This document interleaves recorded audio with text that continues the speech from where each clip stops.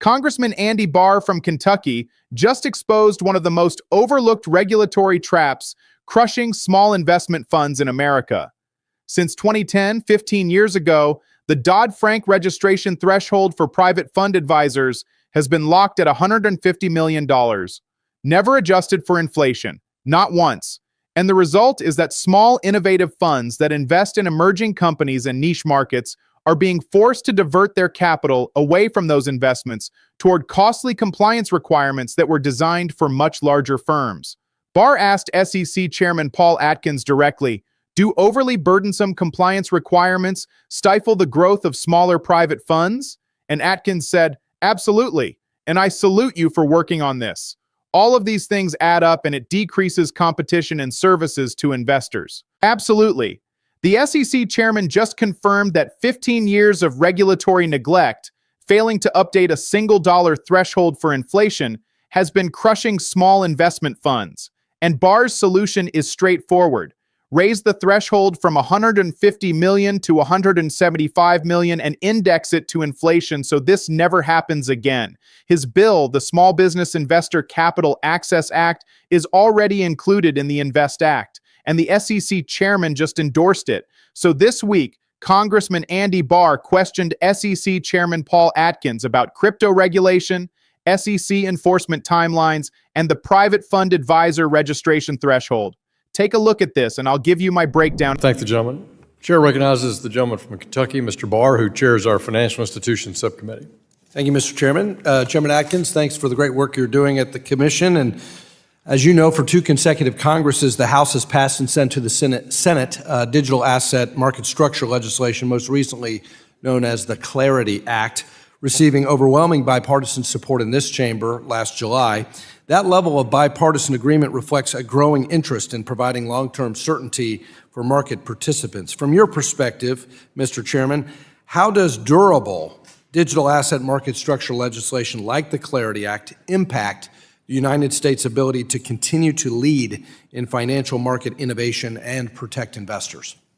Yeah, well, thank you very much. Well, as you know, the president has set out the challenge that the U.S. should be the crypto capital of the world, and I feel strongly that we can and should do that and achieve it. So, to do that, we have to have a framework that makes sense, that is fit for purpose. Unfortunately, traditional rules that the SEC has, are not really fit for purpose here and has created a lot of uncertainty in the marketplace, thus the Clarity Act, and thus the true importance of the SEC to work very much hand in glove with the CFTC in order that there be no gaps in the oversight, but that also innovators have surety as to what they're doing and they're not going to get in a gotcha sort of situation like has happened in the past with some of the enforcement actions that the SEC has brought in that area. So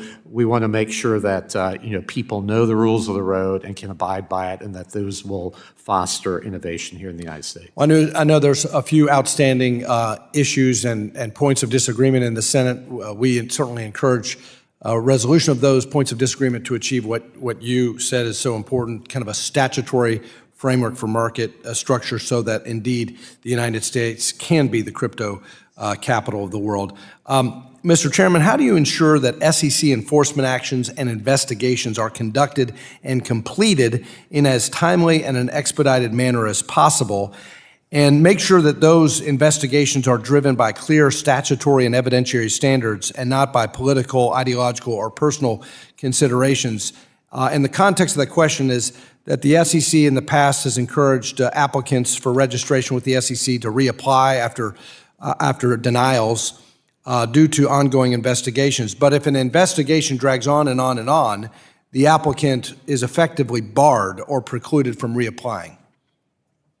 Yes, no, that's a very important issue, and so I have a good, tough head of enforcement, Judge Meg Ryan. So she's a military court from the Court of Military Appeals, and so she has been looking at the aging of let's say the inventory that we have, and I did that as well. I started to when I first became a commissioner, chairman. And so we're focused on that. It's very important. But reputational risk and all of that to people who go through investigations, is important, plus the cost. So we take that very seriously in this commission. Well, thank you for your redoubling your efforts on that, because the enforcement functions, investigatory functions, very important functions of the commission in terms of ensuring the public's confidence in our capital markets. But lingering investigations don't facilitate the capital formation objectives, as you know, and I appreciate your attention to that. Since 2010, Mr. Chairman, the Dodd-Frank $150 million registration threshold for private fund advisors has remained stagnant, lacking an inflation adjuster. And this forces many small, innovative funds to divert capital from emerging companies toward costly compliance.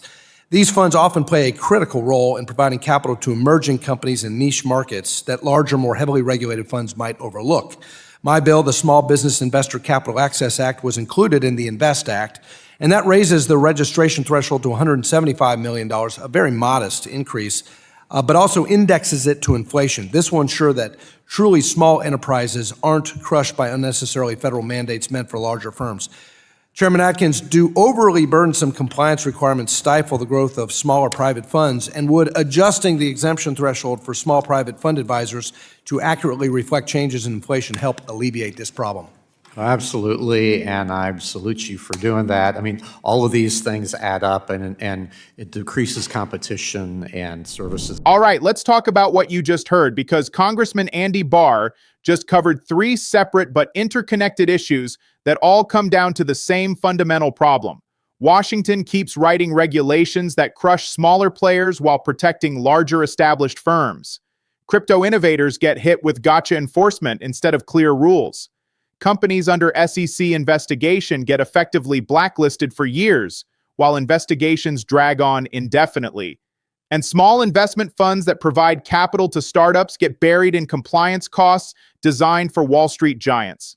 Let me walk you through all 3. Barr started with digital assets and the Clarity Act. He said, for 2 consecutive Congresses, the House has passed and sent to the Senate digital asset market structure legislation, most recently known as the Clarity Act, receiving overwhelming bipartisan support in this chamber last July. That level of bipartisan agreement reflects a growing interest in providing long-term certainty for market participants. 2 consecutive Congresses. The House has passed this legislation twice. Overwhelming bipartisan support, and it keeps dying in the Senate.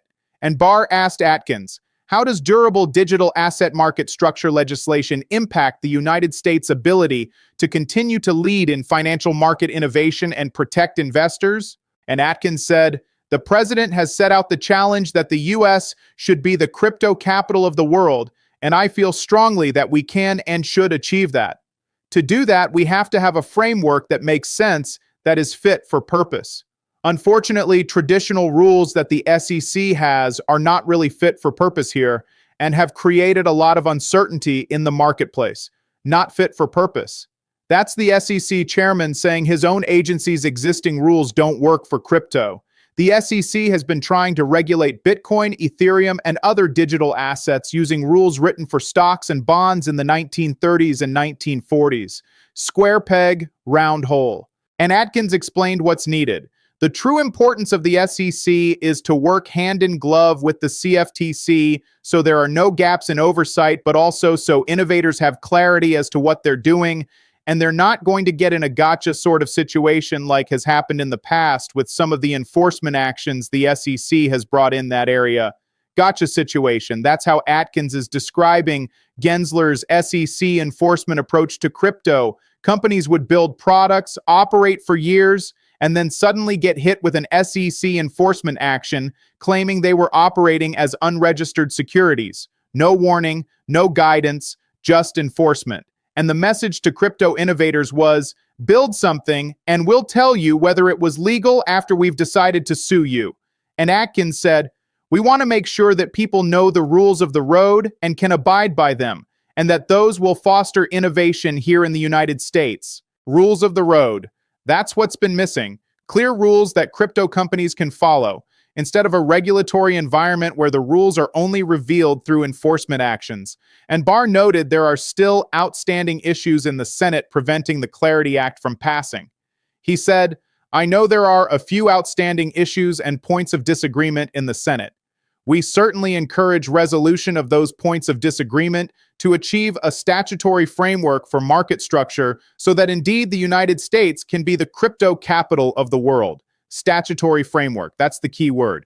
Right now, the SEC is trying to provide regulatory clarity through guidance, speeches, and enforcement discretion. But those can change with the next administration. What's needed is an act of Congress, a permanent statutory framework that survives any future SEC chairman. And Barr turned to SEC enforcement timelines. He asked, "How do you ensure that SEC enforcement actions and investigations are conducted in as timely and expedited a manner as possible, and make sure those investigations are driven by clear statutory and evidentiary standards and not by political, ideological, or personal considerations?" Political, ideological, or personal considerations. That's a direct reference to Gensler's SEC. Republicans repeatedly accused Gensler of bringing enforcement actions against companies for political reasons, targeting crypto firms he personally opposed, pursuing cases against companies that hadn't actually violated clear statutory standards. And Barr explained a specific problem. The SEC in the past has encouraged applicants for registration with the SEC to reapply after denials due to ongoing investigations. But if an investigation drags on and on and on, the applicant is effectively barred or precluded from reapplying.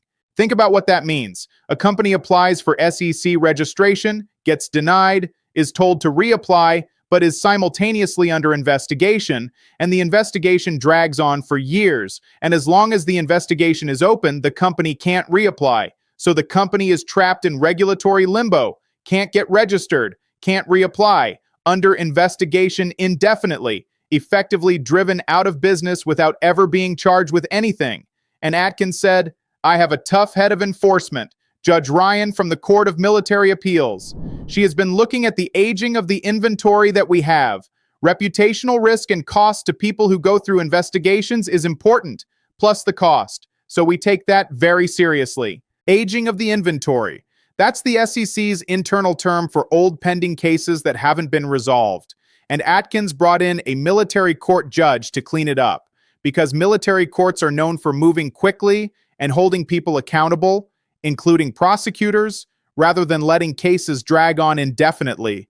And Barr said, lingering investigations don't facilitate the capital formation objectives. That's the connection. Companies under SEC investigation can't raise capital. Investors won't commit to companies facing regulatory uncertainty. So every day an investigation drags on unnecessarily is a day that capital isn't flowing to productive use in the American economy.